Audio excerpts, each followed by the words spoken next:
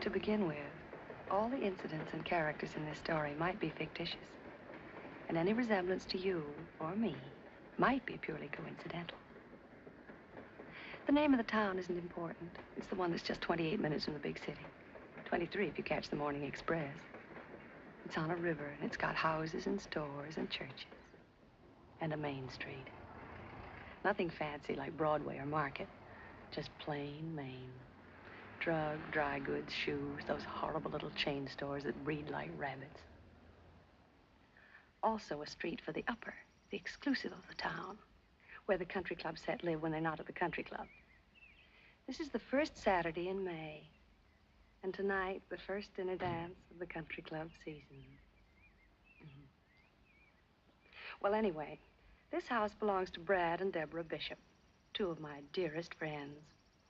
Brad bought this house before he went to war. It was Brad who gave me my first black eye and my first kiss. Well, when he came home from the war, he came home with a wife, Deborah.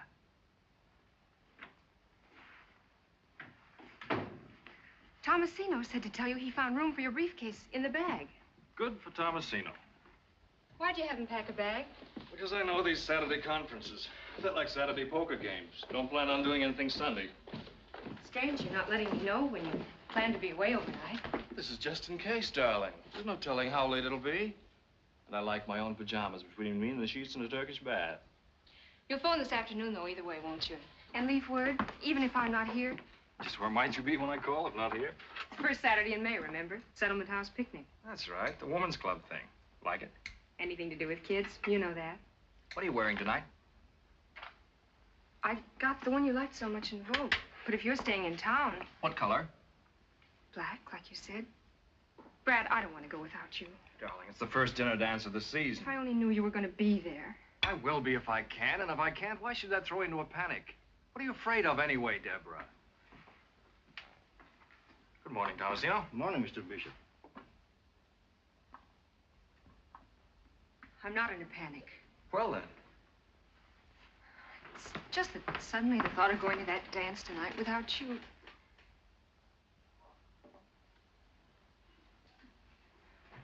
Brad. Hmm? Addie Ross. She used to be sort of your ideal, wasn't she? Now, how did Addie get into this conversation? I never knew you read Vogue. I never thought men bothered much about it. What's Vogue got to do with it? I told you I picked it up on the train coming home one night. Some woman had left it behind. Some woman? Yes, some woman. And I thumbed through it and saw a dress I thought would look very smart on you. What's wrong with that? Nothing, I guess. Nothing at all. I should hope not. Well, I've got to pick up Rita. You'll phone about tonight, won't you? Told you I would. It just so happens that the dress I bought that you picked out of Vogue that some woman happened to leave on the train is exactly the dress that Addie Ross wore to the concert 2 weeks ago. Hot toast, Mr. Bishop.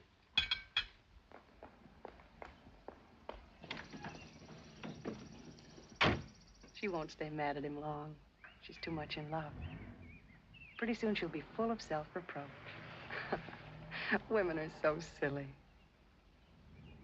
Now, this is that street where people on the way up and on the way down live alongside each other for a while. Rita and George Phipps are on their way up. That is, if Rita has her way. And that's the only way she'll have any part of, thank you. There she is now, ready and waiting. That's Rita. Hi. You're late. I won't be a minute. Just one last look at the twins, and I've got to give Sadie her check.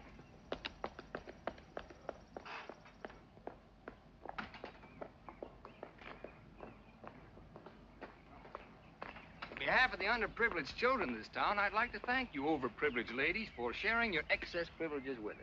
There's something odd-looking about you today, George. Just that usual two-headed schoolteacher look.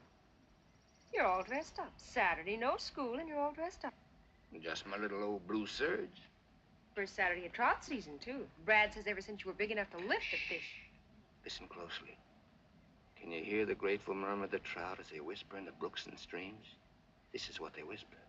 Phipps will not fish today. You're cute. But why? Because I've got something better to do. Have a nice day.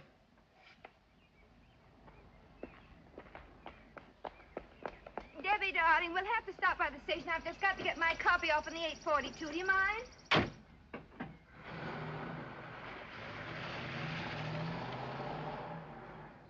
What's George being so mysterious about? I wouldn't know. Seems we're not talking. Oh, I'm sorry. Oh, it's just one of those things. It'll be all right. Why? Was he acting strangely? Not exactly. It was only his not going fishing and being all dressed up. All dressed up? Why, so he is. His blue suit. On Saturday, of all things. And no fishing. The radio hasn't been fixed yet. Oh, and they've just gone on the air. Oh, well, saved myself listening to the murder of my little brainchild. Rita, why on earth do you do it? 5 of those radio programs every week, up until dawn almost every night. Because each week I receive in return 100 pieces of what Addie Ross calls the most restful shade of green in the world. Unquote. Addie again. Why is it that sooner or later, no matter what we talk about, we wind up talking about Addie Ross? Maybe it's because if you girls didn't talk about me, you just wouldn't talk at all.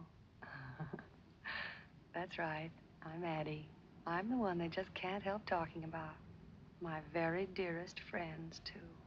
You know, I wonder if she knows how much we do talk about her, and what we say, and how we feel about her. I know. Believe me, I do. And it doesn't matter. It doesn't matter nearly as much as what all of you don't know. Yet.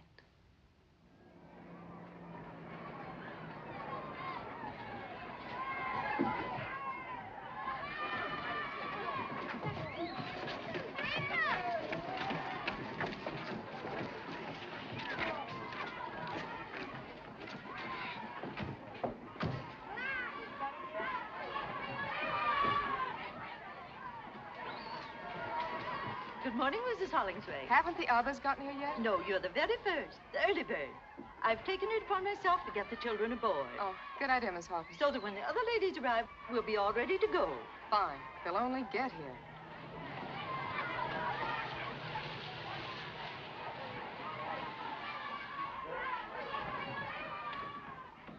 Oh, I'm sorry we're late. Rita had to go by the station. Oh, do you see anyone there you know? Just a husband of mine running like mad. Why? Nobody else? Where's Addie? Weren't you supposed to pick her up? Nothing's happened to her, I hope. Addie Ross left town this morning. Left town? Well, what do you mean left town? She certainly could have told someone, or at least phoned. She's left for good. Well, For it good? must have been something sudden. Some emergency. What makes you so sure it's for good? How do you know? Well, the doorman told me she'd subleased her apartment last week, and yesterday she sold her car. So much for your sudden emergency. Well, if that isn't just like her, why do you suppose she had to keep it such a big secret? Who knows why Addie does or doesn't do anything?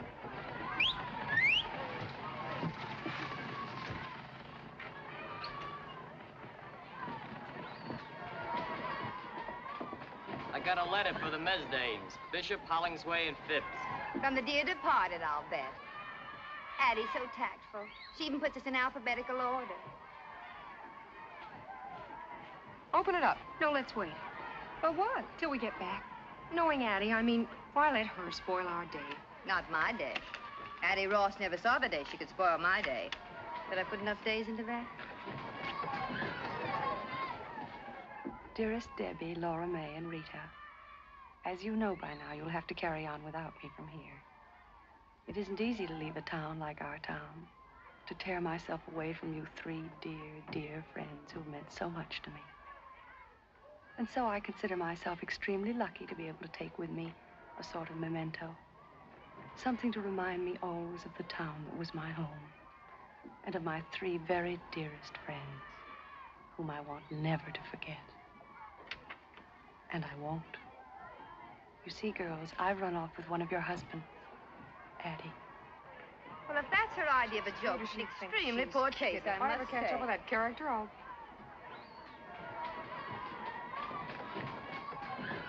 Ladies, may I suggest the captain seems to think, well, he's been rude about it.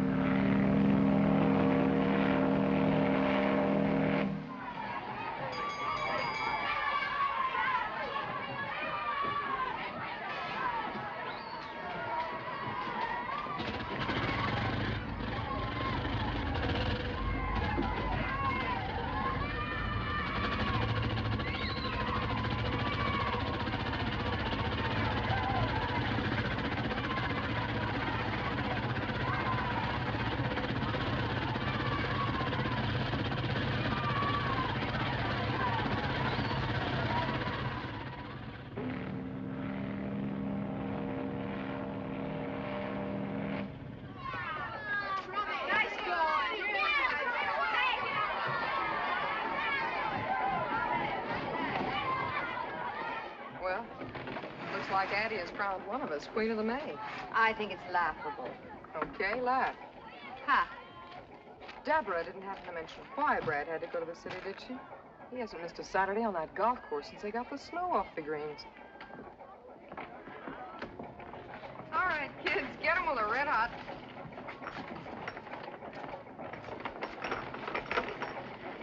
It's going to be a real restful day. Nothing to think about except the picnic and the weenie roast and coming home. Oh, that. Kathleen's going to read us a fairy story. A fairy story. My favorite kind. I grew up on it. Only I wrote my own. May I start now, Mrs. Bishop? If you're ready, Kathleen, of course. Once upon a time, there lived a very poor girl who was very beautiful. She was so Do you remember your first night in town? You and Brad, fresh out of the Navy. That was a first Saturday in May, too. Is it Brad? Is it Brad?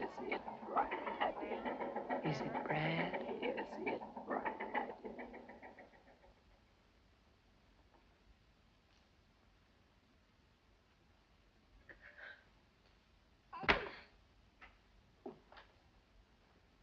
Here now, what's this? Conduct unbecoming an officer and a lady. I'm such an unholy mess. How? This. A little too kinky, maybe? She must have set it with cement. Here, try this. It'll take the kink out of a watch spring.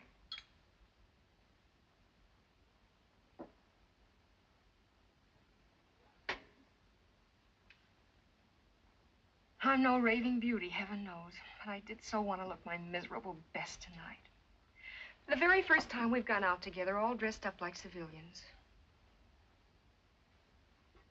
And you would be the one man in the world that looks even better out of uniform than in.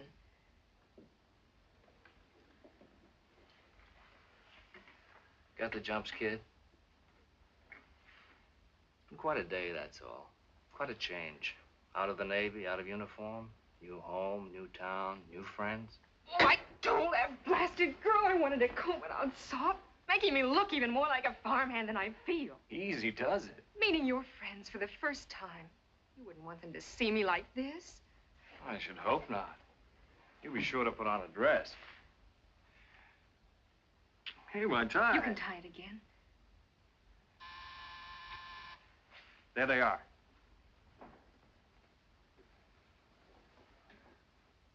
Brad, about my dress, you might not like it. If you're in it, I'll love it. It's my only one, and it's years old, remember? There wasn't time today to get a new one, and even years ago, it wasn't exactly the last word. That was the last word. Hurry up. Which ones are they? I want to have it right. Rita and George Phipps. We all grew up together. He teaches at the high school. They have twins, and she just got a job writing for the radio. Did you like her very much? When you grew up together, I mean? Rita and George were engaged at the age of 5 by swapping beetles. She was never my type. What is your type? Fat, squat little brunettes with mustaches. Get going. And take another whack at that hair.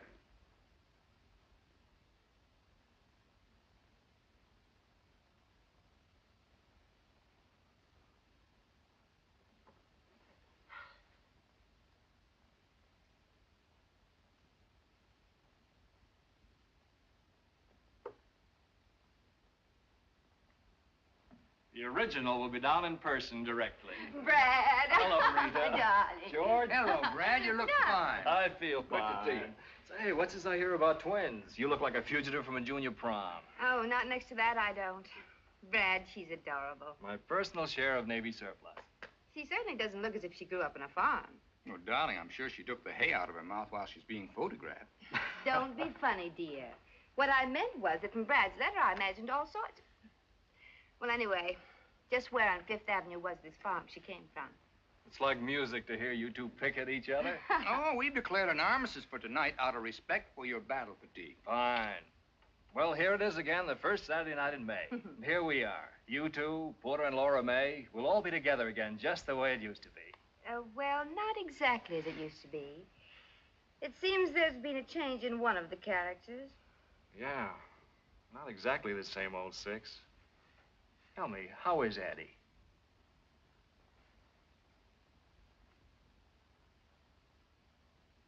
Rita and George, Deborah. Debbie, Rita and George Phipps. They were with me the day I swallowed my first worm, and I hope will be there when I swallow my last. That's the most disgusting introduction I ever heard. Hello, Deborah. Welcome. Thank you. How do you do, Deborah? How do you do? Well, the occasion calls for a drink. A quick one, because we're late.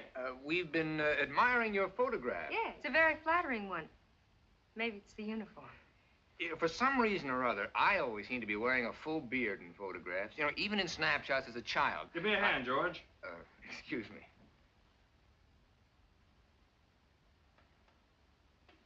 I don't think it's particularly flattering. It's nice of you to say so, but it is. Well, here's to Deb, and here's to us, and many happy returns of this day. I'll drink to that. Amen. Now, if I can remember my way to the club. Oh, before we go, I have to call the house and see if the sitters showed up. It's Sadie's night out. Oh, why not call from upstairs? I have to get my bag anyway. Good idea. Now, don't make a tribal ceremony out of it, girls. We're late now. George and I'll get the car and wait outside. Remember, we'll be waiting outside. Ready, George? Oh. Oh, they finally put a traffic light at that dip on Orchard Avenue. Yeah? The mayor cracked his upper plate there last Christmas. All the doors and windows are locked. Don't worry about them. What? Certainly not. They're old enough to do that by themselves. We'll be at the country club. Fine. Night. Something wrong? No. The bugle sounds. I think I've got a sick headache and can't go. Well, then there is something wrong. Me. I'm wrong. What do you mean? How? Every which way. Brad, for his friends. You and your husband. The others haven't met yet. The country club, the town. I'm scared. I'm so scared I'm sick.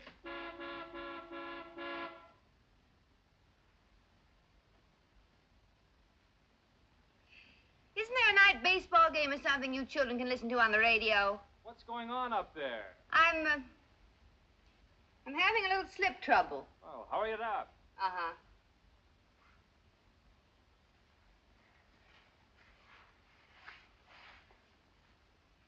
Looks like somebody had a lot of martinis. I did. What are you so scared of? It's worse than my first night in the waves. And I'd never been away from home before up to then. But we were all in the same spot. Everything was happening to all of us for the first time.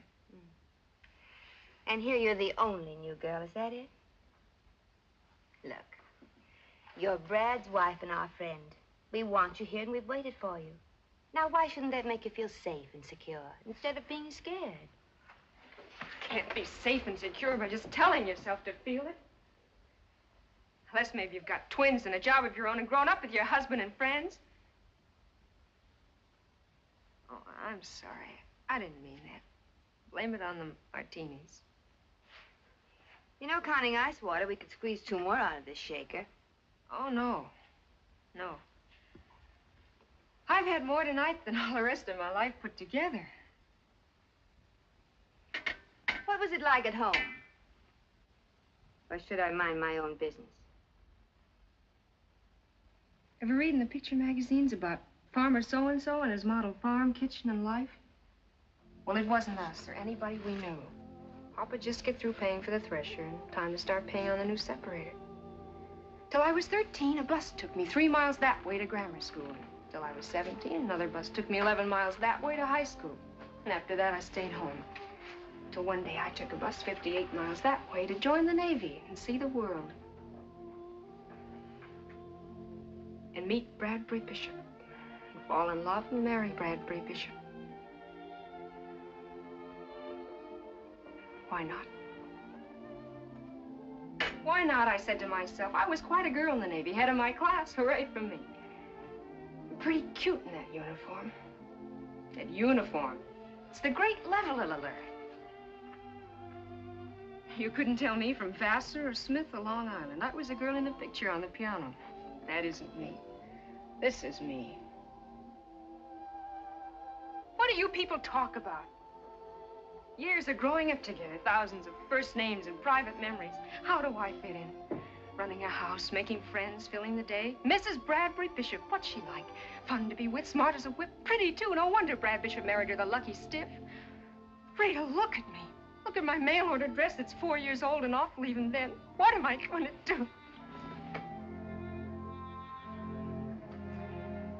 As if that really matters.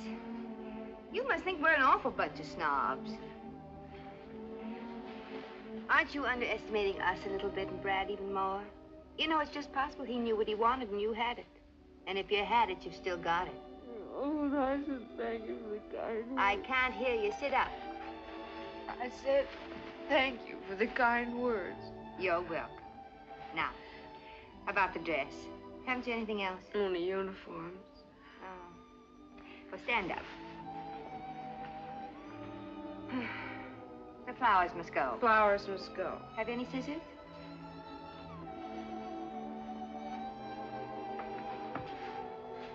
Scissors? Oh. I'll get the ones in the sleeves. You tackle the big one on the middle. Careful now. Careful now.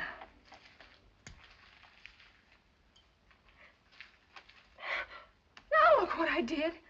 Oh, you don't want to bear midriff, do you? Well, back goes the flower. Sit down. Have you got any safety pins? Bottom drawer. Oh.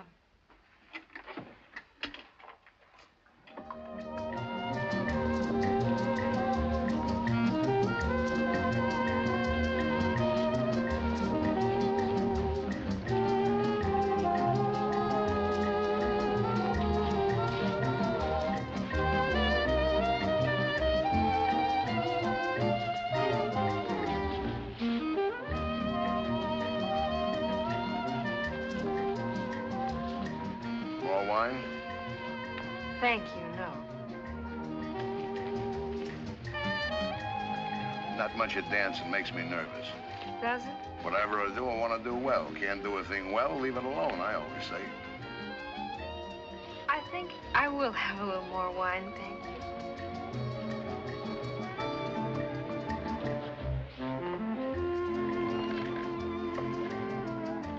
Thank you very much. Especially the rumba. Gotta have Spanish blood or something, like my wife. Comes from an old Spanish family named Finney.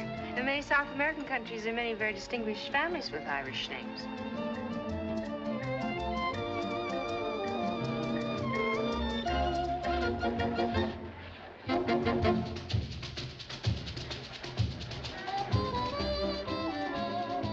Laura May looks good with Brad, looks like class. But it's him, not her. Was she dancing with a tramp, she'd look like a tramp. Got no class of her own. I like class. You like class? Oh, very much. You hit the jackpot. Brad Bishop, class plus money. Yes, sir, the jackpot, and you hit it. Count them on the fingers of one hand in this town. Throw away some fingers, even. There's Brad, and who else? Yeah, there's Addie. Addie? Addie who? Ross. Addie Ross. Funny, people always figured Brad and Addie would... Brad and Addie what? The samba can be danced properly only on the side of a hill on ice.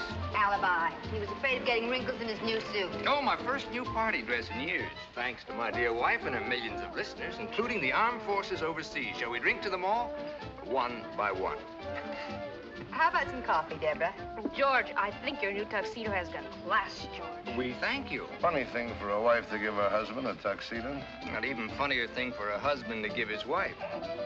Come on, Deborah, while the coffee's nice and You're hot. so funny, George. Still don't think a woman ought to buy clothes for a man. I think it's about time they start. Contrary to nature. Oh, tell us about nature, Porter.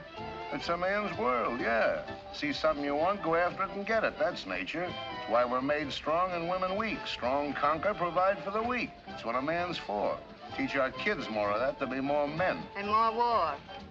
Leave my kids out.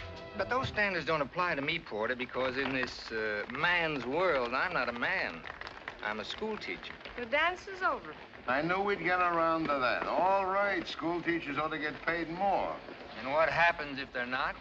How does a school teacher provide for the weak? How does he pay the rent with the plays and poems of Shakespeare? Have you been shooting off your big mouth again? You just shut up till it's time to dance again. And let me tell you about nature making men strong. Einstein couldn't kick a football across this dance floor, but he changed the shape of the universe. Now, take it easy, everybody. This is getting a little out of hand. You never know what he'll come up with when he starts knocking on that brandy bottle. You shut up. You just shut up. Isn't this fun, Deborah? We're old pals, you know, buddy. It's just one big happy family. Why, Brad. Not me, but it's a good idea. With the compliments of Mrs. Addie Ross. Oh, Porter, you were saying something about her and Brad. Addie! John, where is Mrs. Ross? I don't believe she's arrived yet, Mr. Bishop. That's Addie for you. Always the right thing at the right time. Thoughtful and generous. Generous to a fault. To a fault. That's Addie. Who is Mr. Ross? Mr. Ross took a powder about 5 years ago. No such thing. She gave him the heave-ho. He went out for a paper one night and never came back. Porter says Addie Ross has got class.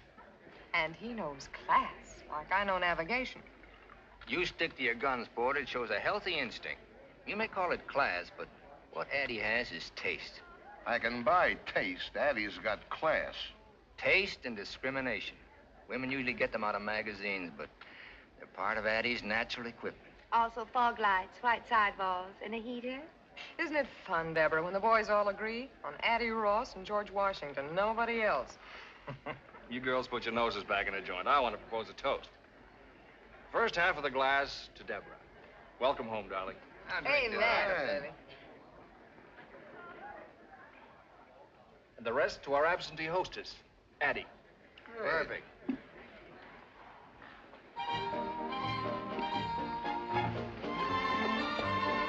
Let's show him a flash of old Vienna. But, darling, if you don't mind. Before the floor gets crowded. I don't think I should. Oh.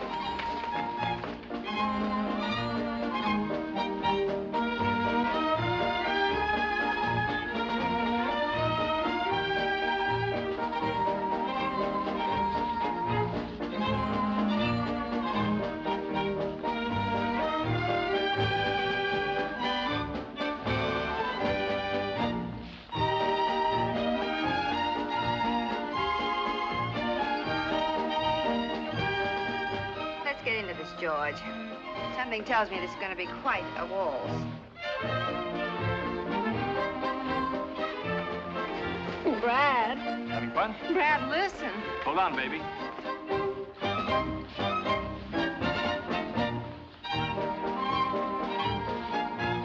Once more.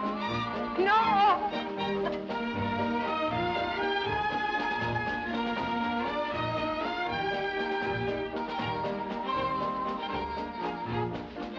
Deborah, what on earth have you done to yourself?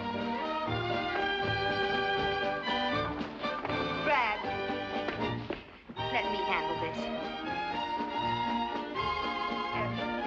Pardon my fingers.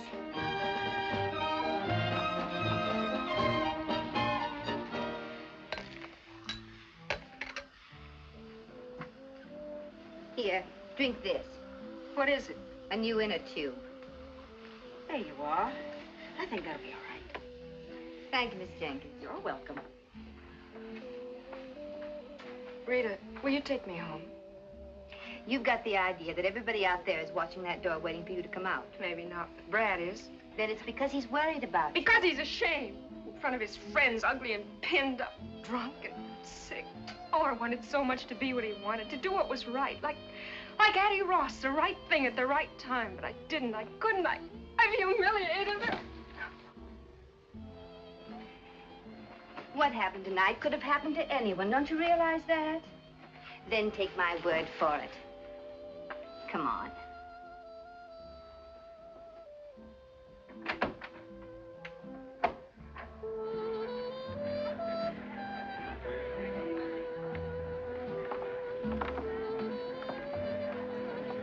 But there's Brad. Well. I see Addie got here after all. Is it Brad? Is it Brad? Is it Brad? Is it Brad? Is it Brad? Is it Brad?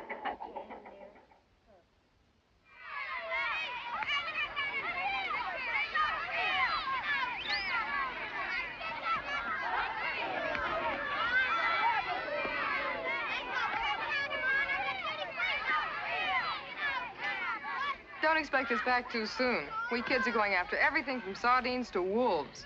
You'll have no trouble finding wolves, honey.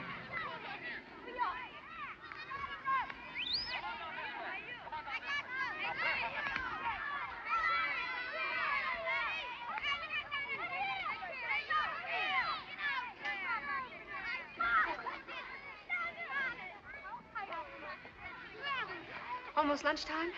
I've called a recess. When your own fingers begin to look like frankfurters, it's time for a slight rest. I suppose it's occurred to you that Laura May's kept herself as busy as a bird dog ever since we got here? The very thought of a hike wears me out. Maybe she just doesn't want to sit still. If you sit still, you can't help thinking, can you? Depends on what you think about. Well, for instance, why your husband should suddenly decide to go to the city on a Saturday morning. You mean Brad? No, I meant Porter. He was at the station this morning. Nearly knocked me down when I was mailing my copy. Funny Laura May doesn't seem to know about it. Why should you think I meant Brad? Maybe because it might keep you from wondering why George dressed up on Saturday with no school. You're being a little too touchy about a perfectly inoffensive remark, it seems to me. Let's stop this sudden bickering. We're beginning to behave like some movie about a woman's prison. Not a bad comparison at that. Cigarette? Thanks.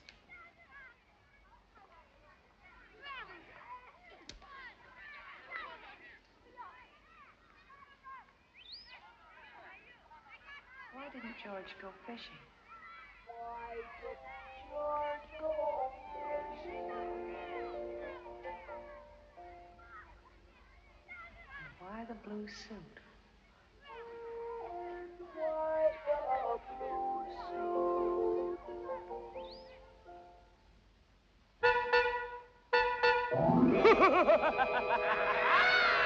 He's crazy! Buy your car from Crazy Eddie. Pay when you get good and ready. Nothing down, drive as you pay. Buy your car. The Crazy Eddie way. Sadie, doesn't that noise drive you insane? Restful, ain't it? There, that's better. Well, the twins are fed and ready to be put away. Now, if George would only show up, how many canopies are you making? 2 dozen, and the way I figure it, 6 healthy people ought to be able to eat 200 or 300. They're just appetizers, Sadie. And let's get a couple of things straight. First, when you announced dinner... I know, I'm not supposed to say soup's on. How did I tell you? I forgot. Dinner is served. Dinner is served. And you're not to say it as though the food were poisoned. All this fancy schmancy because 2 people from the city are going to eat here. Mrs. Manley's a very important person. She has charge of a great many radio programs, including the one I write. You know what I like about your program. Even when I'm running the vacuum, I can understand it. Thank you so much. Now, the second thing. Does the new uniform fit? It's kind of corny. Wear it. Only one thing, the cap is out. Makes me look like a lamb chop with pants on. Oh, Sadie. The cap is out. Sadie, please, just this once. Okay. Oh. Hello? Oh, hello, Mrs. Manley. No, not at all. I was just rereading the script for Monday. Oh. What's that, Mrs. Manley? Yes, it's a good connection. About the script. Oh. Well, I'll just have to make the revisions tonight, that's all. What? Oh, no, Mrs. Manley, you've just got to come. I've looked forward so to your meeting George in line with that matter we discussed. You remember, Mrs. Manley? Yes, that's right. He'll be just perfect for it, you'll see. No, don't worry about that. I always work best late at night anyway. Yes. 7:30, that'll be fine. And you can tell me about the changes when you get here. Fine. Goodbye, Mrs. Manley. There's George. Changes. When am I supposed to sleep? What's Mr. Phipps gonna be so perfect for on the radio? Nothing. And you keep quiet about it. I will. Only he won't. Good evening, one and all. Hello, George. Yeah, how now? Why the look of doom? Oh. Did you forget to baste the ducks? Look, I don't teach you about teaching. Don't you teach me about ducks. Oh, Sadie's been an angel. Looks like I'll be up most of the night making revisions. Mrs. Manley just called. But you're giving a dinner party for her tonight. Well, she suggested calling it off, but I wouldn't hear of it. Why can't Mrs. Manley, just for once, tell the sponsor to call off his wife's revisions? You don't tell a sponsor things like that about his wife. George, you just don't understand. No, I suppose not. Well, it may not make your bad news any better, but I got good news. Have you, darling? Oh, George, 10 of 7, we've got to get dressed. Don't you want to hear my good news? Of course I do, darling. Did you get the liquor and cigarettes? Right here. Oh, now, you check the cigarette boxes while I put the liquor away. Why does everything have to be full when guests arrive? Full cigarette boxes, candy dishes, fresh cakes of soap. Aren't we supposed to eat, smoke, or wash when we're alone? Where's the scotch? I didn't buy any. Why not? Too expensive. Bourbon's a better drink anyway. But the Manleys are a cinch to want scotch. People in show business, you know what I mean. Those kind always drink scotch. Well, I know what you mean, but I wish you wouldn't say it in radio English. That kind, not those kind. There are men who say those kind who earn $100,000 a year. There are men who say stick 'em up who earn more. I don't expect to do either. Nor are you expected to pay for the scotch. You're quite right. Funny how it slips my mind that in certain respects, I'm only the titular head of this house. Oh, don't be silly, darling. I thought it very amusing to begin with. Very modern and enlightened. My tuxedo, for instance. The same tuxedo that for some strange reason you want me to wear tonight. Well, what's so wrong about getting dressed up once in a while? Nothing at all. Unless it's obviously an attempt at pretense. And just what is so pretentious about tonight? Tonight we'll sit down to one of Sadie's duck dinners. Present will be Porter and Laura May, with whom we've had many such dinners when you wore slacks and I didn't bother to shave. But this time, also present will be 2 advertising moguls who happen to employ you. Their presence means a new uniform for Sadie, my children prisoners in their room, and all the pomp and hysteria usually reserved for coronations. I call that pretense. All right. So I'm out to impress the boss. What do I get for that? 30 years? Tonight's important to me. I've planned and worked, shopped, taken the twins off Sadie's hands, written my program, and I'll be up all night tonight, and it's worth it to me. And as far as dressing's concerned, you can come in a cowboy suit for all I care. Oh. And why do the chairs have to look as if nobody ever sat down in them? Because they do. Oh, come on, Reed. Let's cut it out. Look, you finish up down here and see if you can't relax for a few minutes. You all ready except for your dress? I'm combing out my hair. Good. Look, I'll put the twins to bed and call up the liquor store to send over the scotch, all right? George. Huh? Please, no jokes about radio. I'm afraid they don't have much of a sense of humor about it. Oh, neither have I. The time for joking about it is past. Radio has become a very serious problem now, like juvenile delinquency. That's what I mean, cracks like that. Well, that wasn't a crack. I meant it.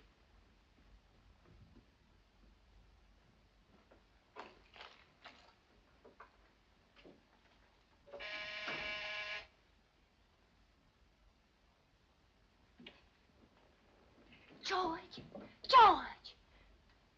Sadie, don't open the door. It might be the guests. It can't be. It's only 7. But if it is, they mustn't see you like that. If they're that early, they deserve what they get. Well, wait a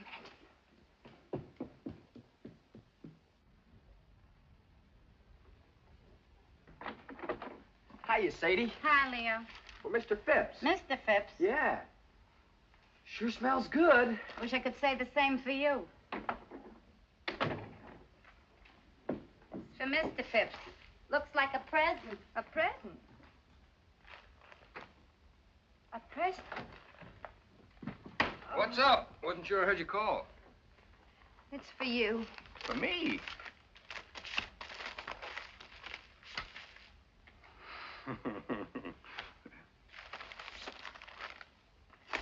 For George on his birthday. If music be the food of love, play on. Addie. Well, I'll be... The Brahms. The concerto in B flat. Oh, it's a recording made in Vienna before the war. But how'd she find it? George. Hmm? It's your birthday today. I know. I just plumb forgot. Well, don't worry about it. I'm not much for birthdays. Yes, you are. You're very much for birthdays. Well, this time you had a lot on your mind. Even so. Happy birthday, George. Happy birthday, George. What a memory that girl's got. Almost a year since we talked about it. I'm going to play for the Twins right now.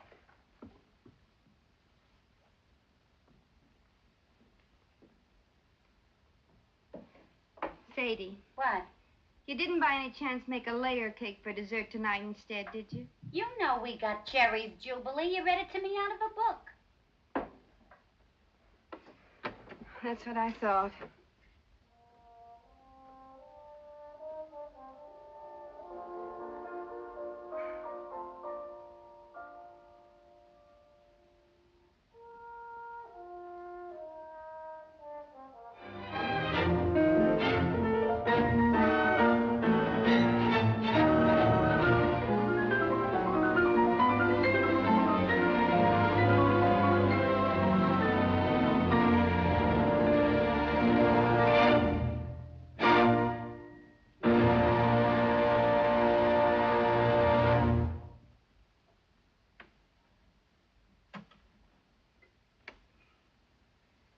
Sometimes I don't think we appreciate the miracle of the phonograph. The privilege of having men of genius perform for us at our command. What kind of a set is that? Oh, it's no particular make, Mrs. Manley. One of my students put that together for me. If I were you, I'd stick to the established trademarks, a pure tone, say, or a sonobel. Pure tone, sonobel. I thought that sounded all right. Didn't you, Porter? Mine plays 24 records, different sizes. Mix them up any way you like. Radio gets china, clear as a bell, also television. Except there's no television to get. We're too far away. Only television set in town. Like playing tennis without a ball. What do you want me to do about it? Build you a personal broadcasting station? You don't need a station. Just yell a little louder. Mrs. Manley, are you sure I can't get you a drink? A cocktail maybe, or scotch? Never touch it. Alcohol, that is, in any form. Oh. Mr. Manley? He doesn't either. Well, coming from show business, you might say, I always imagine those kind took a nip now and then. Wouldn't be keeping faith with our clients. Most respected trademarks in the American home. Well, I think I'll have one more. Porter? I've often wondered, Porter, why you haven't considered radio advertising. Mr. Hollingsway has a chain of 7 department stores all over the state. I know all about it. 23% by volume over last year, 138% over 1939. Where'd you get those figures? They're a matter of public record, Mr. Hollingsway. Yours is too big a light to be hid under a bushel. George, would you fix me a small Roma salsa? You're a potential giant, Mr. Hollingsway. Not too small. Doing all right. I said a potential giant. Potential. Something tells me I'm going to have a giant around the house. Got this whole state sewed up tight. But there are 47 other states, Porter. Crackerjack point. Now, you take the 3 states adjoining this one. If I can put you, Porter Hollingsway, into millions of those homes for 1/2 hour each week. He doesn't spend that much time in his own home.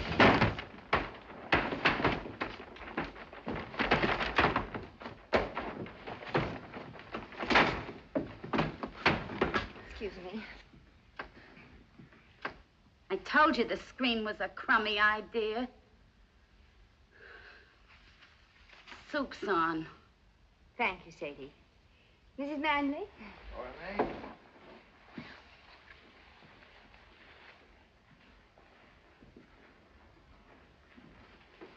Say, Dugan, what are you supposed to be, Baby Snooks?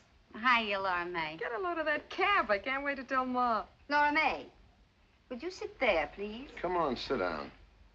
There's a couple of things I could tell your Ma about you, too.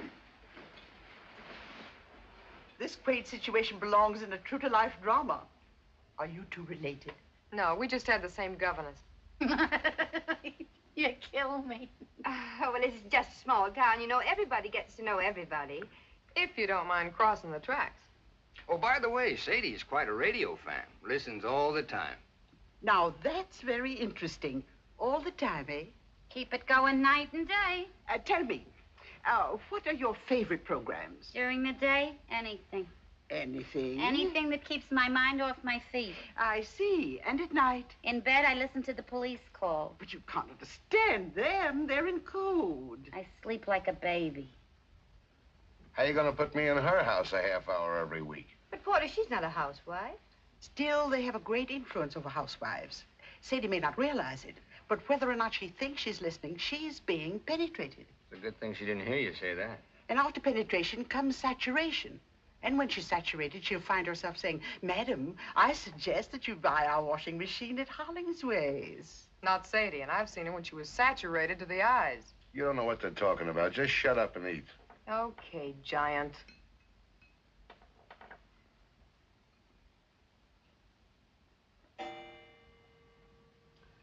It's 8:30. I can't miss Brenda. Excuse me, please.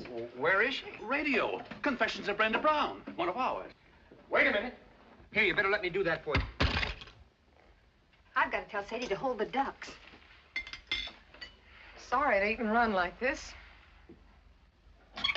So sorry. I won't say it doesn't matter because it does. Euclid Street, Wilkes-Barre, Pennsylvania. She writes, "What a thrill it was to hear my little girl say, Mother, it's such fun to have you read to us now that you use baby breath. so be sure you don't offend. Be double sure with baby breath." Oh, we missed most of the commercial. Shucks, and that's the best part, too. Just thought I'd eat the soup while it's hot. George, how'd that happen? Baby Breath brings you the confessions of Brenda Brown. Who was the mysterious Central American with a gay smile and the black pearl ring? Promised a scoop by her Gruff City editor, Brenda Brown, girl reporter for The Star, has accepted the senor's invitation to dine and dance at a swank penthouse rendezvous. It was most kind of Senorita to dine and dance with me tonight. It was kind of you to ask me, Signor Montevideo.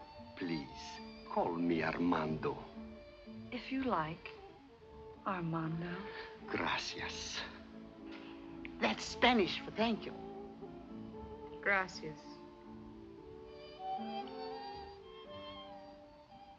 Lord Bruce, I'm proud and flattered. What small-town American girl would not be at a proposal of marriage from a gentleman as distinguished as you? But I must decline with thanks. You decline? I don't understand.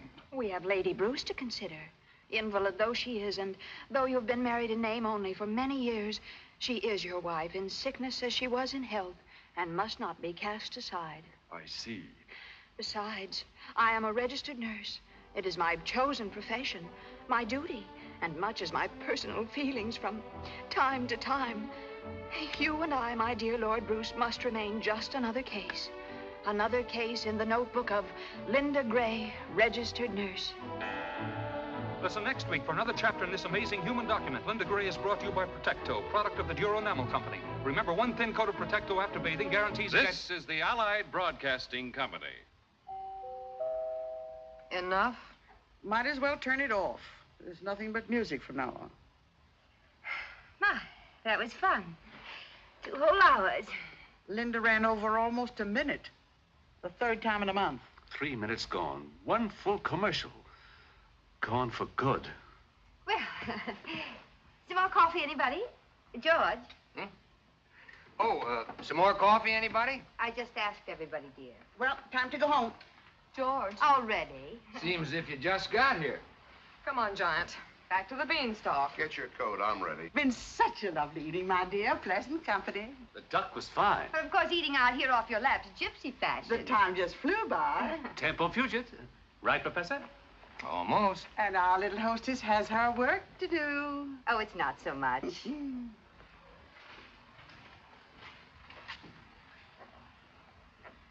Perhaps we can drive out and have lunch with you one day soon, Mr. Hollingsway. And maybe at one of the other stores. Oh, we'll make our appointment well in advance and at your convenience.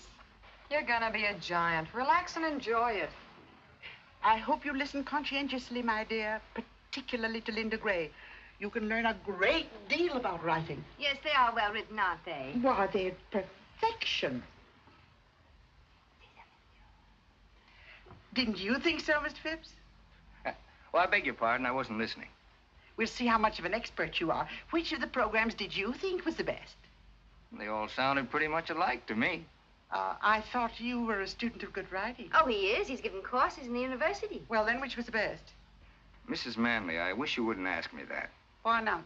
Because it's a question I don't want to answer. Oh, go ahead, dear. I'm sure your opinion is a very valuable one. Well, if you're sure you want me to. Well, not if you feel you shouldn't. Stating it as kindly as I can, Mrs. Manley, none of that bilge has the remotest connection with good writing. Do you realize that Linda Gray has been written for 8 years, no summer layoff, by Myrtle Tippett? Who? You can't be much of an authority, Mr. Phipps, if you don't know Myrtle Tippett. Linda Gray has made her an immortal, and she's only 32. Well, Keats, Shelley, and Marlowe beat her by a couple of years anyway. They were immortal before they were 30. Classroom stuff. Radio writing is the literature of today, the literature of the masses. And heaven help the masses. But it just serves a different purpose, that's all. The purpose of radio writing, as far as I can see, is to prove to the masses that a deodorant can bring happiness, a mouthwash guarantee success, and a laxative attract romance. Well, take it easy, George. Let him alone. He'll run longer than Linda Gray. Don't think, says the radio, and we'll pay you for it. Can't spell cat? Too bad. But a yacht and $1 million to the gentleman for being in our audience tonight. Worry, says the radio. Will your best friends not tell you? Will you lose your teeth? Will your cigarettes give you cancer? Will your body function after you're 35? If you don't use our product, you lose your husband, your job, and die. Use our product and we'll make you rich. We'll make you famous. That's just about enough, George. Don't let it upset you, my dear. Don't you feel badly? Bad, not badly. You feel badly this way. I have more confidence than ever in your understanding of domestic problems. Look, I got my coat on and I catch cold easy. Easily, not easy. We're leaving now, Mr. Hollingsway. Good night again, my dear. Good night. And of course you understand that under the circumstances, your little project is quite impossible. Of course. Good night, Mr. Phipps. Good night. Good night, Rita. Good So night, long, Father. George. Good night, kids. Good night, lovely. That little project of yours turned out to be quite impossible.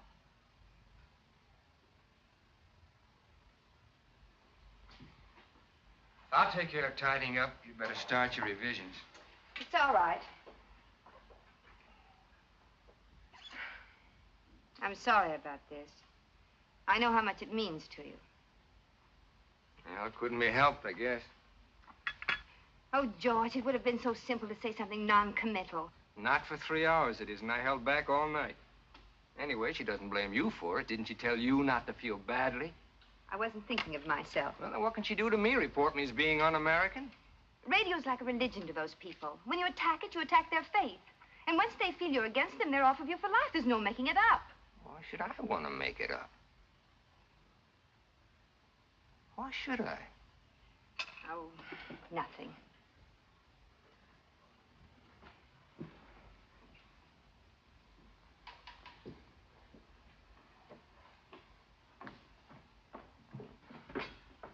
You know, this is getting to be like a good mystery story where you think you got the murder picked out and it turns out to be somebody else. For just a minute, I had your little project tied up with Porter.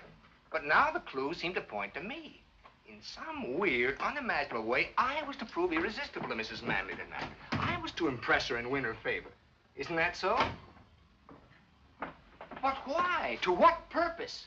Well, if you must know, their editor is leaving, and I thought you'd be perfect for the job. It pays $175 a week to start.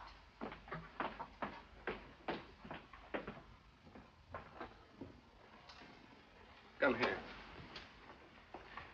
Sit down for a minute.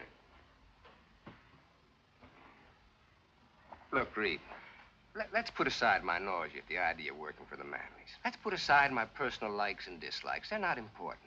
I'm willing to admit that to a majority of my fellow citizens, I'm a slightly comic figure, an educated man. Nobody's asking you not to be. Think of the good you could do. Maybe raise the standards. Commercial radio? What's the phrase? Wait for your laugh? I'm a school teacher. That's even worse than being an intellectual. School teachers are not only comic, they're often cold and hungry in this richest land on earth. And thousands are quitting every year to take jobs that pay them a decent living. That is unhappily true. Then why not you? Because I can't think of myself doing anything else. What would happen, do you think, if we all quit? Who'd teach the kids?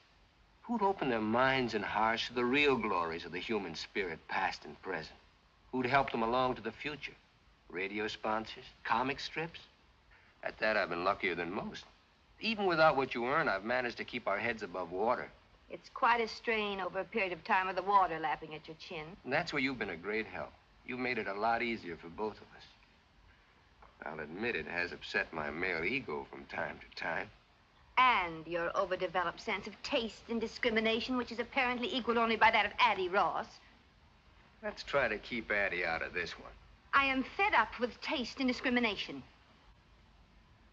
You're not making sense. I'm fed up with your nobility and wisdom and superiority, and your contempt for me and everything I try to do. You're talking nonsense. Everything I say is nonsense. It's all this work. You're overtired. You do too much. Well, you suggest I stop doing this moronic radio trash with which I pay most of your bills? Now, calm down. And what do I go back to? Washing, scrubbing, ironing, and a life of taste and discrimination?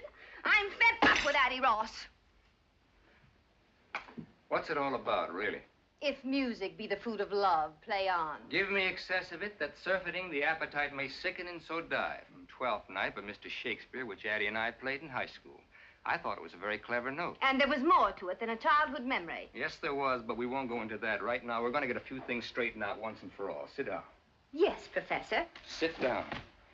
7 years ago, I made the most perfect marriage ever devised by man, heaven, or radio. My wife was an independent, understanding woman.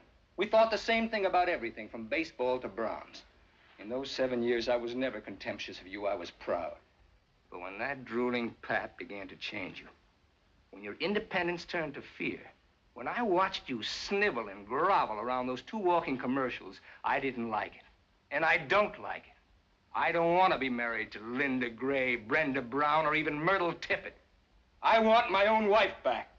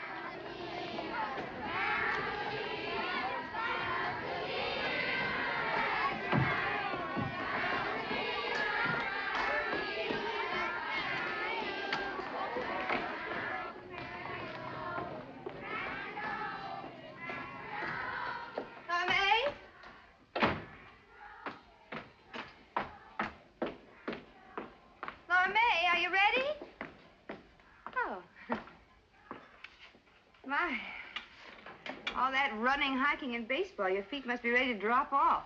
I've covered more ground in Porter's store from the notions counter, just back and forth to the water cooler. How's it feel, Laura May? Porter spreading out on a national scale, going to be a big merchant prince. How's it supposed to feel? No more small towns for Porter. He'll be after the big cities now. He'll be after, what is it he always calls it? Class. Look, why don't I save you a lot of trouble and tell you what you want to know? And you can tell Debbie, and that'll keep you busy till I'm dressed. I don't know whether Porter ran off with Addie, but get this, I don't care. I've got everything I want. For instance? Sometime we'll spend a week at the old Fenny mansion down by the tracks, and I'll go into detail. Right now, I better get dressed. You know what? I think you're worried. I think you're just as worried as the rest of us. I've got everything I want.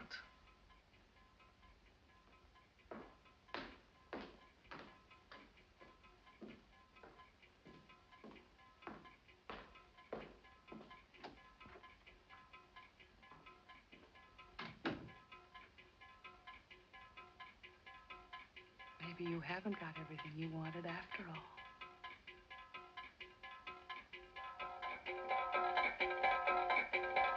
Maybe you haven't got everything that you wanted after all.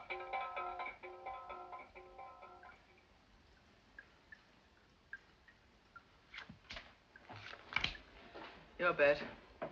How much you got in front of you? About $11,000. That's my bet. Okay. What do you got? Ace high. You're next. Jack. 9. You win. Beer? Yeah, if you're all out of champagne.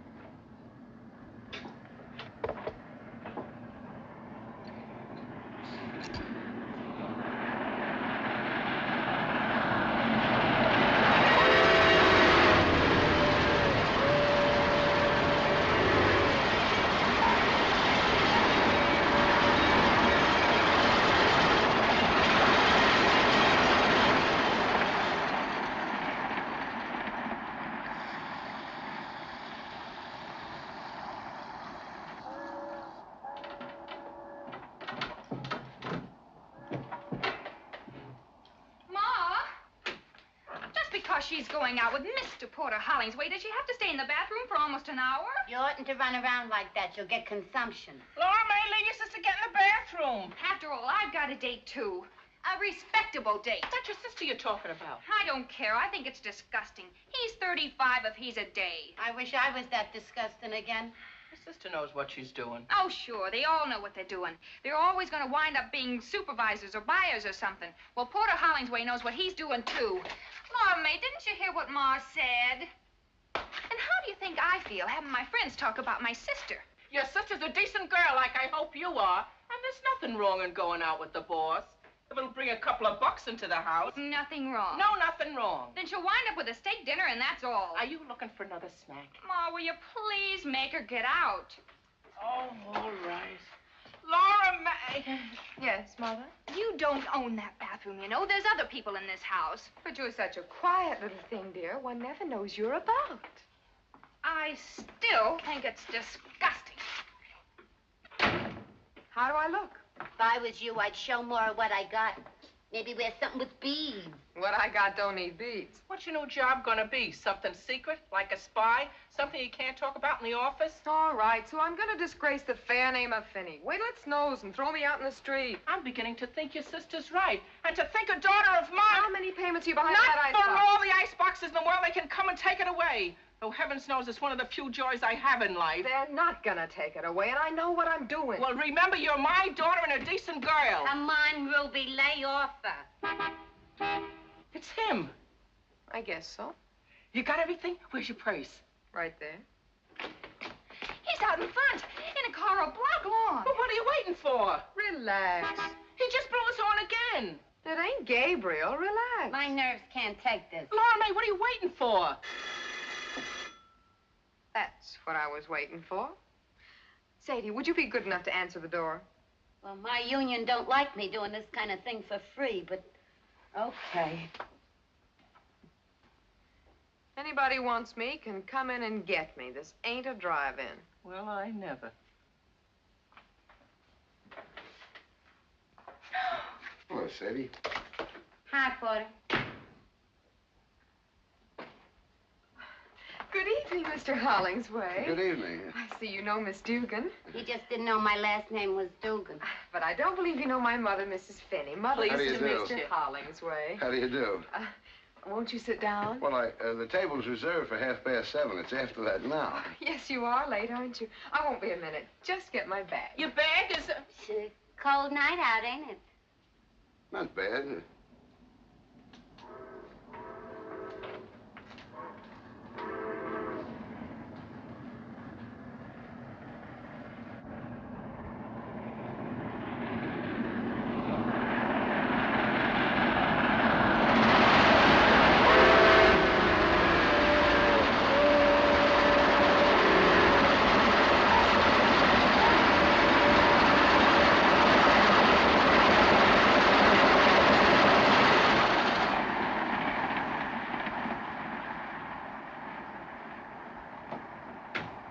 One of mine, right?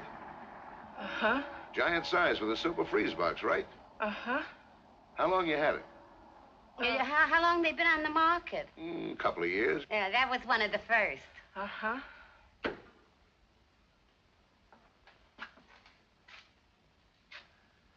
Wonder what's keeping her. Girls always got things to do. They tell me.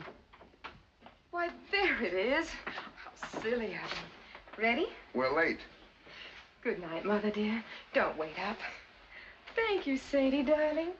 Good night.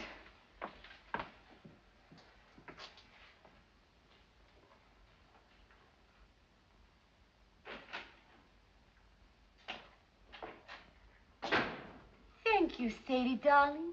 Good night, Mother dear. And don't wait up. If a daughter of mine ever really talked like that, I'd cut her tongue out.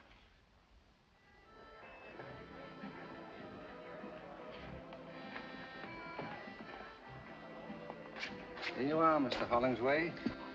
My, what a pretty shade of green. What's it called? Cream de mint. Tastes like peppermint. It isn't too strong, is it? Wouldn't hurt a baby.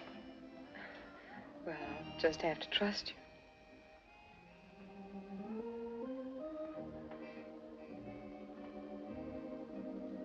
It's good.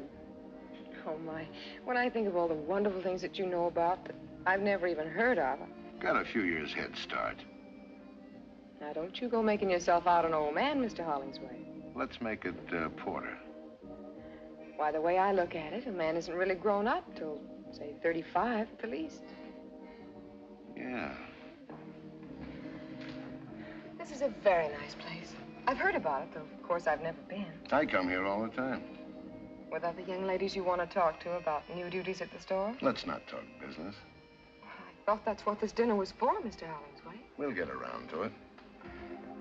Poor man. I suppose you never get a chance to relax. People always after you for things. What do you do with yourself after working hours, say, nights?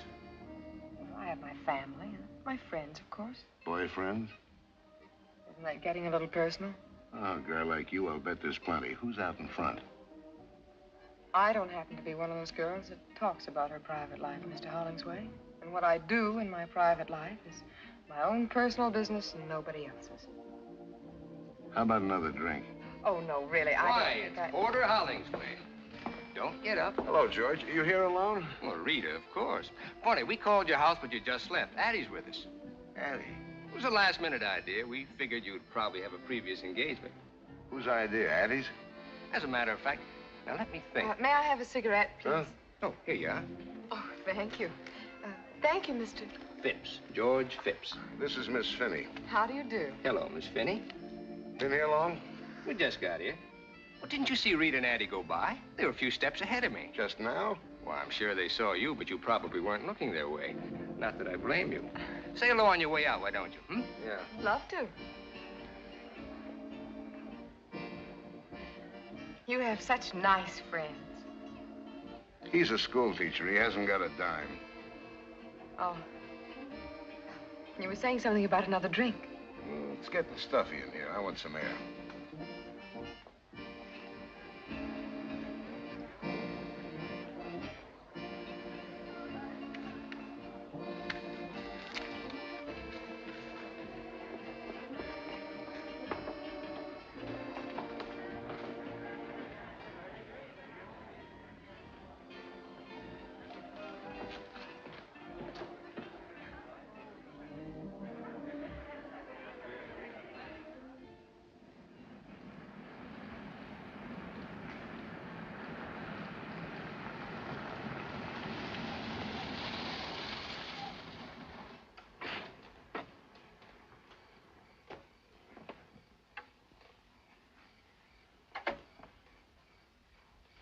Weren't you out of cigarettes back there?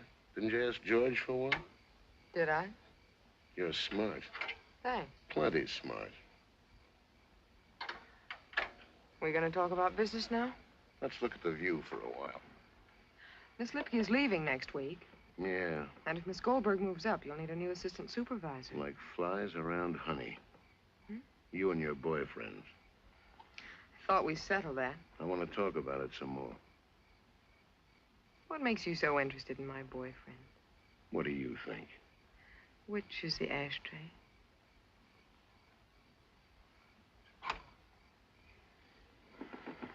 I've got very definite ideas. Like what? There's never been anybody in particular. Nobody special. Plenty wanted to, I'll bet. What do you think? But you've been waiting for that one guy to come along? I got very definite ideas. What's he got to be like, this one guy?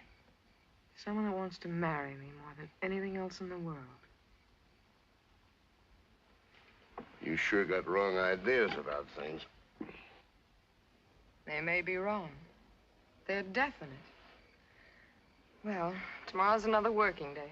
Shall we go? Yeah.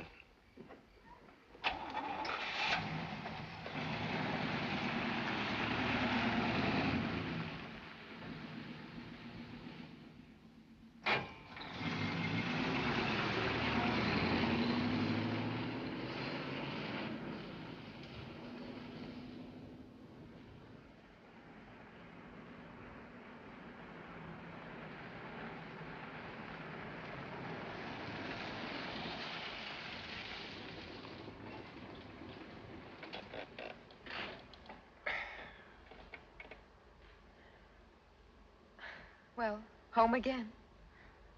I want to thank you for a lovely evening, Mr. Hollingsway. That's all right.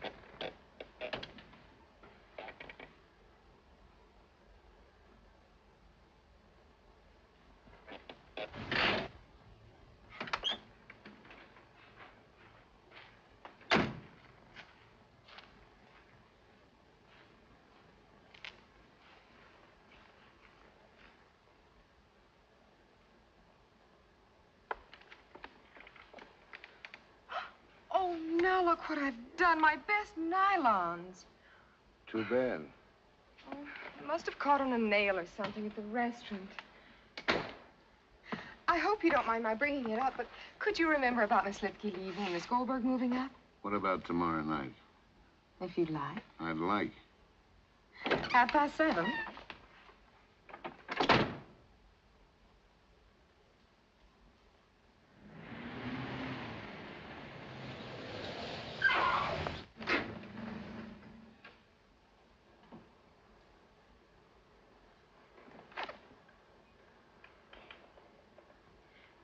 Thank you again, Mr. Hollingsway, for the lovely nylons. It wasn't really necessary. Forget it. Before we say goodbye, I'd like to tell you that your friendship has meant a great deal to me, and our evenings together. They've been wonderful. And I'm just sorry that... Well, goodbye. Goodbye.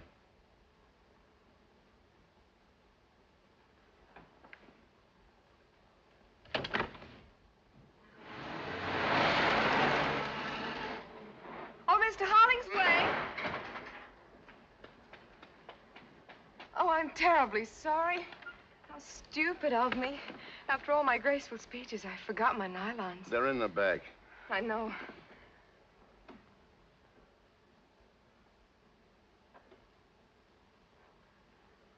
Good night again.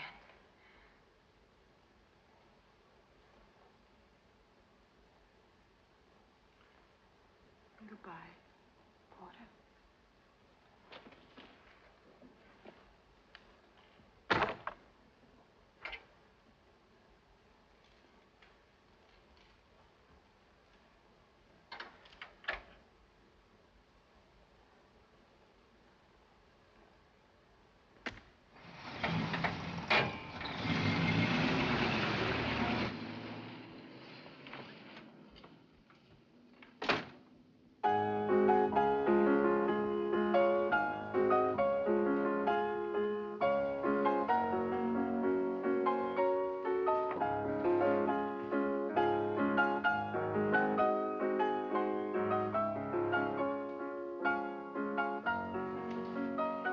That's all. Yes, sir. It's gonna be a white Christmas. That song, they tell me it made $1 million for the fellow who wrote it. This is the most beautiful house I've ever seen. It's just everything anybody'd want. You name it, I got it. You were married once, weren't you? See if it's too sweet. Perfect. Is this her picture? My wife, I wouldn't even have her fingerprints in the house. Then who's this? Somebody I know. I bet I can guess. Addie Ross. That's right. So that's what she looks like. You can't tell from that, really. It's only a picture. She's beautiful, all right. She sort of looks like a queen, doesn't she? Like a queen ought to look.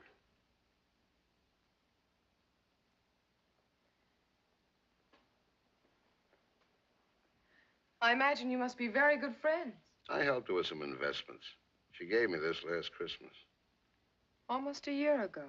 Yeah. Just never bothered to put it away, I guess.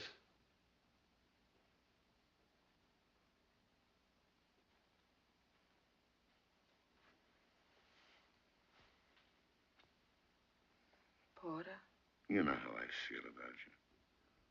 how?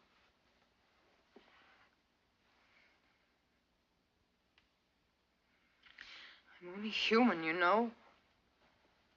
I'm not so sure you are. No? No. Thanks. You're smart. So you told me. I'm smart, too, and I've been around. I'll bet. It's an old act. You're good at it, but you don't fool me. You're smart, all right. Smarter than anybody. And I know all the answers. Then answer this one. Why pick on me? I've been watching your work, Miss Finney, and I think you're ready for advancement. Let's have dinner and talk it over. There's a brand new act for you. It's got a beard a mile long. I didn't ask you out. You asked me. And why me? The woods are full of girls. Not like you. You can say it again, not like me. And they don't want what I want. All right, what? What do you want? Not a $4 a week raise. I don't want a new car, a fur coat, or a trip to Hawaii on a solid gold yacht. You don't carry what I want in any of your 7 big stores, Mr. Hollingsway. Name it. I want to be in a silver frame on a piano. My own piano in my own house. You mean you want to get married? Does that make me a freak? I've been married once. You know that, and once is enough for a man like me anyway. Maybe I'm just not the type. Maybe you just haven't found the right girl. Living with somebody all the time, I'm not easy to get along with. I'm set in my ways. I want to do what I want when I want. Why, if it was just a question of the right girl, wouldn't any man in the world want to marry you? Not if he thought he could marry Addie Ross. Maybe I don't know all the answers, but I know some of them.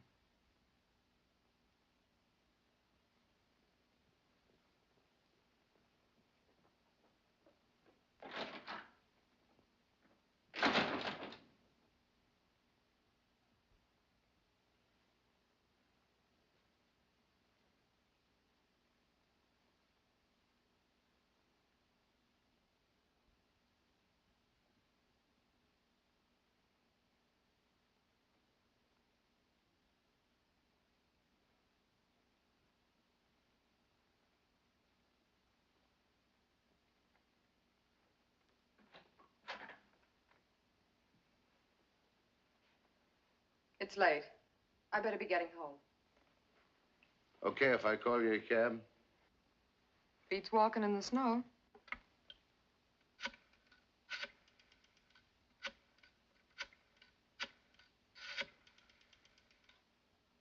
This is Porter Hollingsway. How long before you can get a cab over to my house?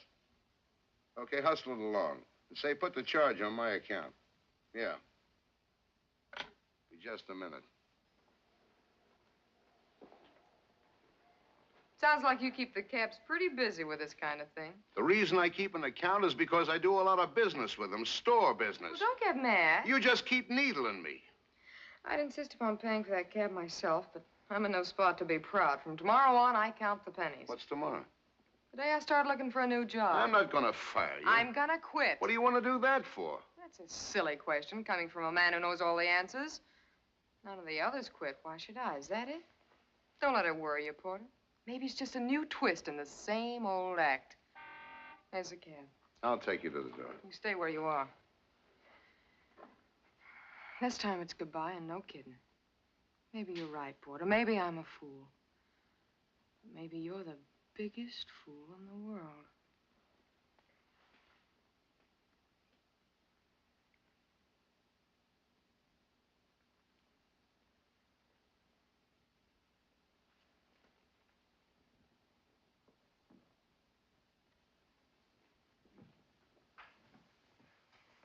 Laura May.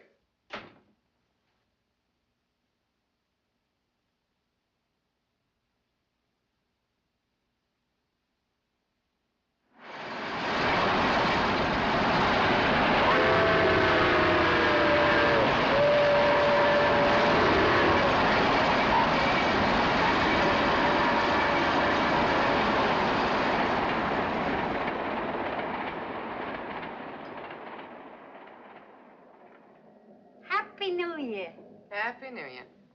Will you stand still? Oh, this dress ain't my type at all. For one thing, it's too high in the front. If my best dress ain't good enough for you, you can get out of it right now. Just don't give me that big sacrifice routine. You'd wear it yourself if you had someplace to go. Okay, that does it. Take it off. It was Ma's idea for me to wear it, not yours. It's still my dress, and you got 30 seconds to get out of it. Just because it's New Year's Eve and you haven't even got a You're date. gonna look awful silly running around this kitchen stark naked. Ma! 10 seconds to go. Just because you got Porter Hollingsway mad at you. 5 seconds. Ma! Can't we have some peace in this house even on New Year's Eve? You got it mixed up with Christmas. New Year's Eve is when people go back to killing each other. Which reminds me, I gotta go to work. That's a fine way to see the New Year end, serving up champagne for Mrs. Addie Ross and friends. It beats sitting alone with a glass of stale beer. Forget it, Sadie. I didn't mean it the way it sounded. I know. Tell you what, comes midnight, I'll slip Porter Hollingsway a Mickey. Don't bother. It's a pleasure. Night, kid. Happy New Year, Sadie. Is he going to be at the Addie Ross party? That's what the invite says. She's expecting the pleasure of his company. How do you know? Listen, when they hire Sadie Dugan for a waitress, they submit a guest list. And Laura May could have been there, too. Stop picking on her. Who's picking on her? You and Babe. You stop it and make Babe stop it, too. Of all the time to quit a job just before Christmas with all the bills due and 5 months due on the icebox. Ruby Finney, you gotta make up your mind whether you want your kids happy or your icebox paid up. Oh, not for all the iceboxes in the world. Relax. Have a good time tonight at the bingo party. Gee, I wish you were going to be there. Happy New Year, Ruby. Happy New Year, Sadie.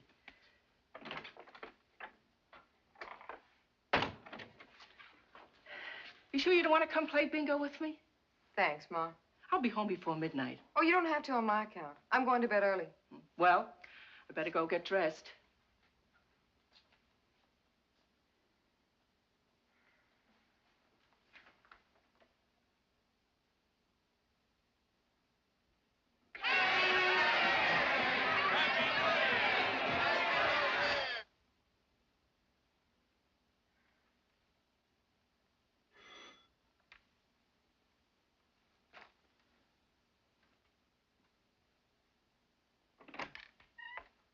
Hi, Laura May. Hi, Nick. Babe ready yet? Unless she's beat her brains out with a powder puff. Sit down. Give me a cigarette, huh? Sure. Hey, how come you ain't dressed up for New Year's Eve? I am. I'm going to a fancy dress ball. Yeah? As what? A queen. A queen? A queen in a silver frame. I don't get it. I'll go see what's keeping Babe.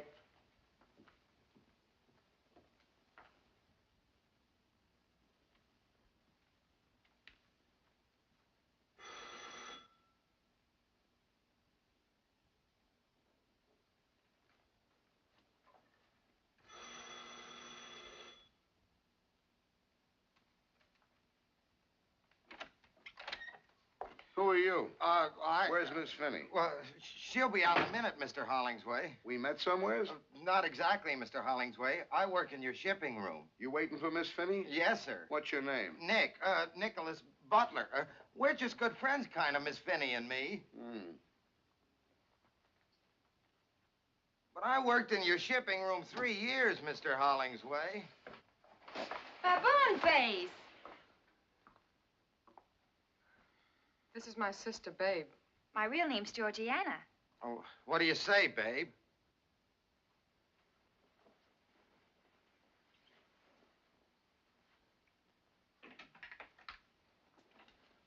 Happy New Year, Mr. Hollingsway.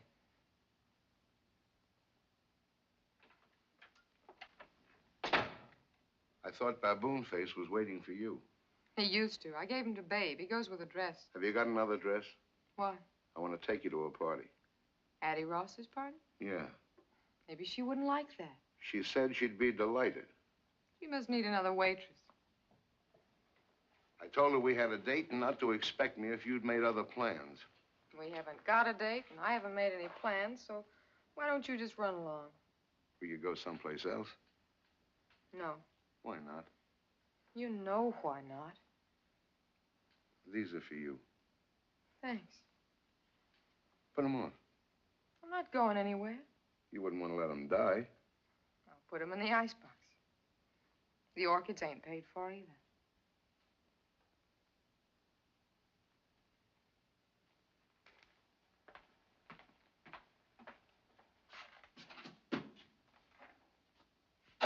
Laura May, I can't take it anymore. I thought we decided to leave it alone. It's worse not seeing you, knowing you're here. Maybe I ought to leave town. Wondering about you, who you're with, who you're looking at, who you're kissing, who... Easy now. I can't sleep nights thinking about you. So what? What do I do about it? Start the same thing all over again and wind up the same way? And what about the way I feel, my sleep? But then I'm not even human, am I? I'm just a great big act. You know what you're doing to me. And you know all the answers. I can't take it anymore. Oh, what's the use, Porter? Tell Addie Ross it's a cook's night out, and I had to stay home with the icebox.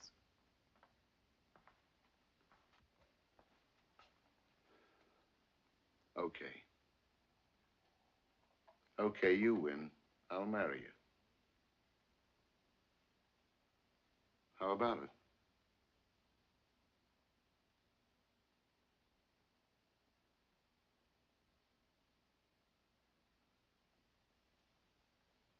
Thanks. For nothing. Now, what kind of an answer is that? I don't know. Just felt like it, that's all. We'll do all right, kid.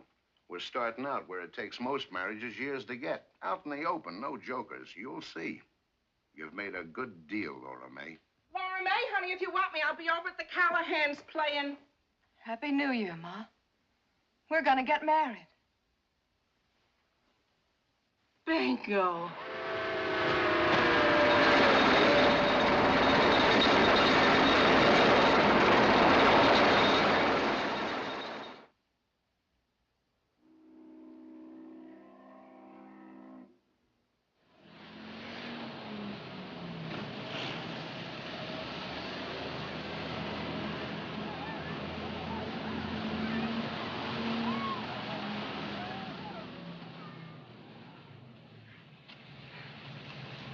Well, see you tonight at the club.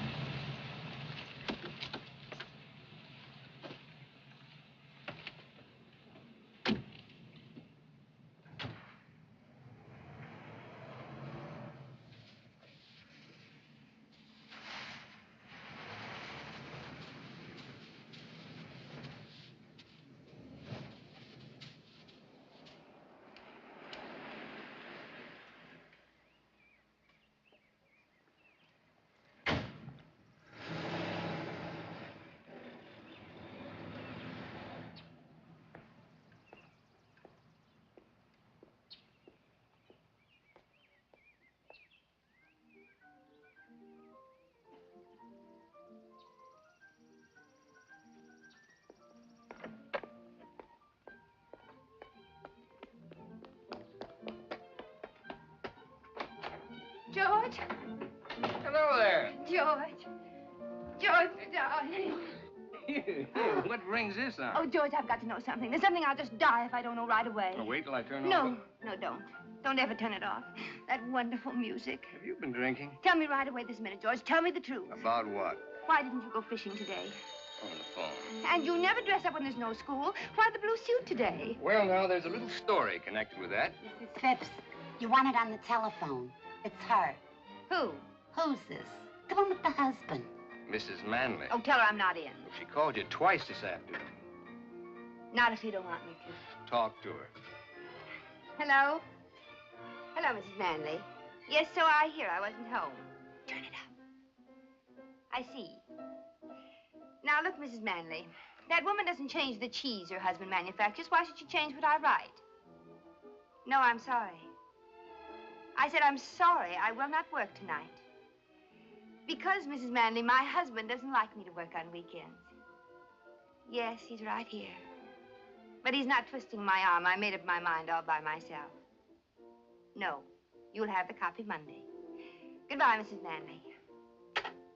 Peace, it's wonderful. Answer my questions. Well, that night, the night of the big wind, I came home with the news. You were preoccupied, so after a couple of tries, I decided to skip it. It was just that the High School Dramatic Society decided to do 12th night and asked me to direct it. The first rehearsal was today, and I thought my blue suit was more appropriate than a pair of wading boots. And Addie knew about it. Which accounts for if music be the food of love, play on. And on and on.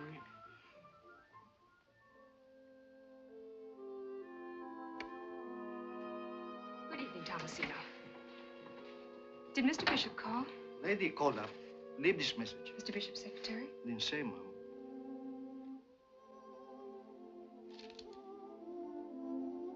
Mr. Bishop called to say he is very sorry. He will not be home tonight.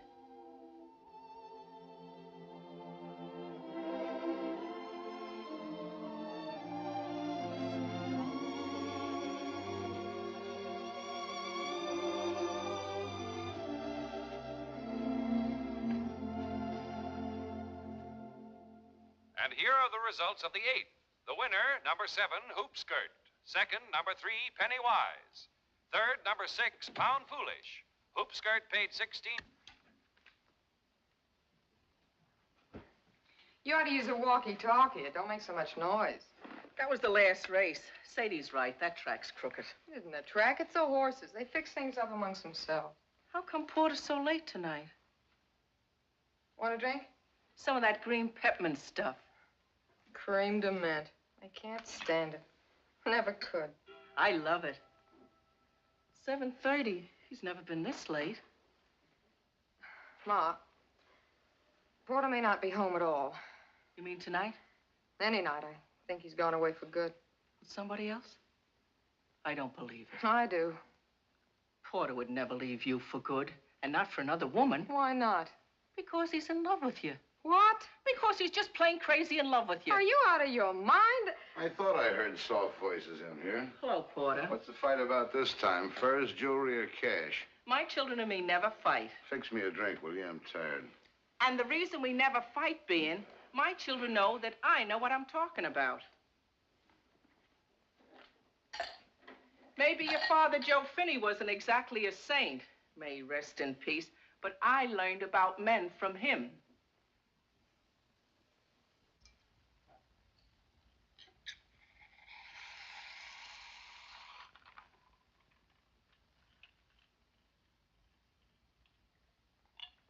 Too much soda. No more so than usual. I'm too tired to play with it tonight. I want to drink it. Addie Ross left town today and took somebody's husband with her. Yeah? You seem real excited about it, like I told you we were having lamb for dinner. What do you want me to do? Sue somebody? I'm tired. I figured you might be the lucky boy. Then it must have broke your heart when I walked in here. Funny you should mention my heart. So you figured I ran away with Addie Ross. How'd it feel? You don't have to tell me. I can tell you. You ought to go on information, please. So what? I got mine. That's what you thought to yourself. You ought to get a concession at some carnival. You're a regular mind reader. 3 years of playing the good wife. Here's where I cash in. Here comes the payoff. That's what you thought. I've been a good wife, the best wife your money could buy. Strictly cash and carry.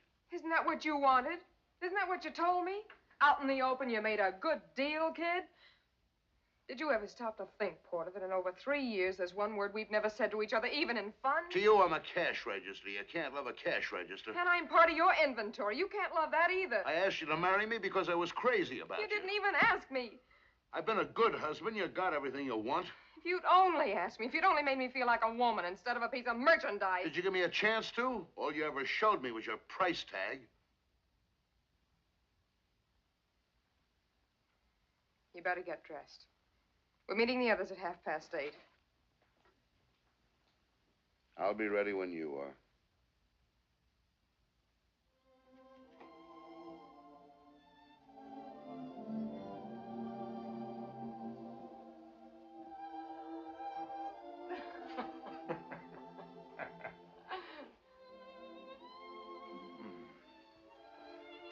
She walks in beauty like the night. Hello, George. Of cloudless climes and starry skies. And all that's good of dark. You're the most dreamy thing I've ever hated at sight. Thanks so much. How are the martinis? Very high and dry. Let me bring you up to date. No, thanks. Not drinking? Not at the moment. So how long a wait do you suppose before Brad comes sliding down the banister? A rough idea. He's not here. What do you mean he's not here? Brad's not here. There was a message when I got home saying he wouldn't be back tonight.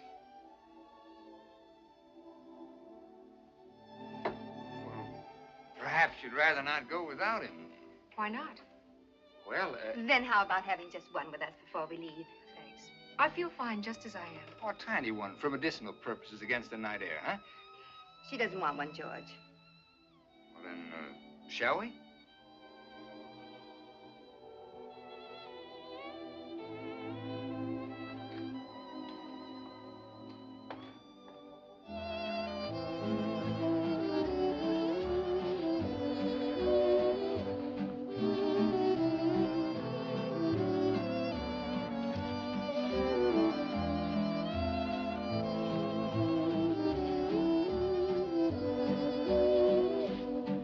Sure you don't want to drink? Sure. You know who that guy is? A bookie. All the barbershops and saloons in town dancing with my wife. He came over and asked very politely. She'd dance with anybody. She waited to see if you had any objections. I wouldn't object if a chimpanzee asked her. Then you've got no right to complain. Oh, I've got no complaints. I'm Happy Joe from Kokomo. Greatest little wife in the world. Fine home, fine friends. Everybody loves Oh, me. why don't you stop acting like a spoiled baby? Everybody loves I'm Porter. fed up listening to your wah, wah, wah. You're always talking about being such a man. You don't even act grown up. What are you getting sore about? You're so stupid. Oh, wait a minute. Have you any idea how much Laura May's in love with you? No, how much? So much she's afraid to tell you. Afraid you'd laugh at her. Me laugh? She couldn't say it with a straight face. Laura May in love with me, it's all she can do to wait it out. Wait it out. Yeah, like an annuity till it matures, like a slot machine that pays off. That's what she's waiting for. A chance to call it off, to collect. The end of the line. Fares, please. Don't tell me about love and Laura May. Oh, George.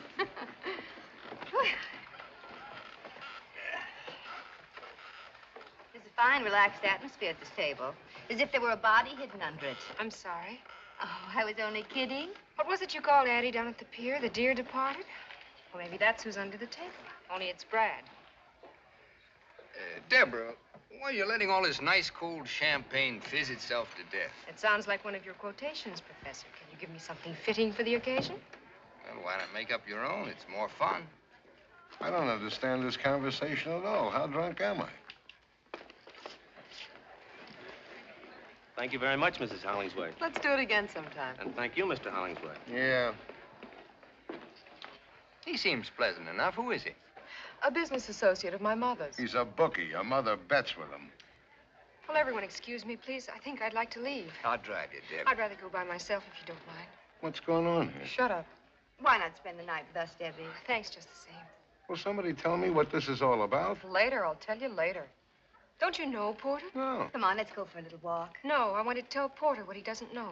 I want to say it out loud. The reason I want to go home, Porter, is because I've been spoiling everybody's fun. Don't be silly, I've tried Deb. hard to make believe the way you do, Porter, but I'm not as much of a man as you are. I can't anymore. Make believe about what? Don't you know by now? You're not as smart as I thought, Porter. Do you want it in so many words? Deborah. All right, then. My husband has run away with Addie Ross. Please, nobody get up. Good night. Sit down. Porter, please. Sit down for a moment. Let her go, Porter. You keep out of it. Everyone else, too. Just for a minute. Brad didn't run away with Addie Ross. I did. How? You're here. A man can change his mind, can't he?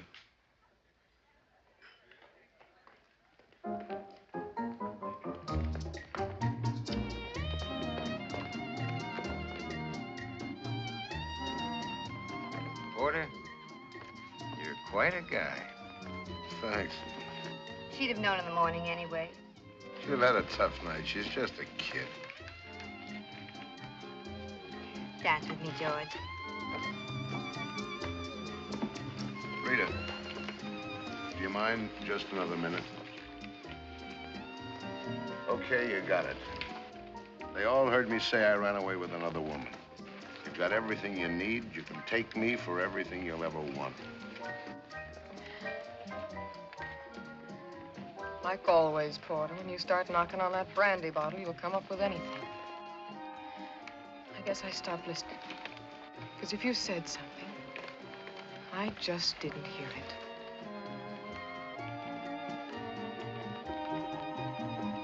Why don't everybody dance?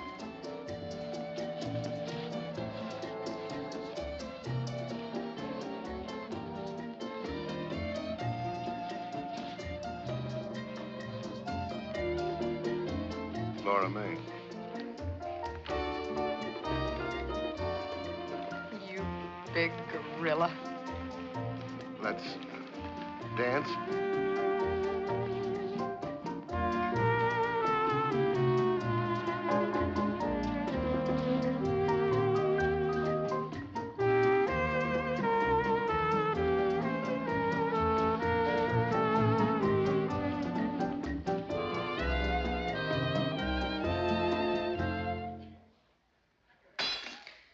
Hi-ho. Good night, everybody.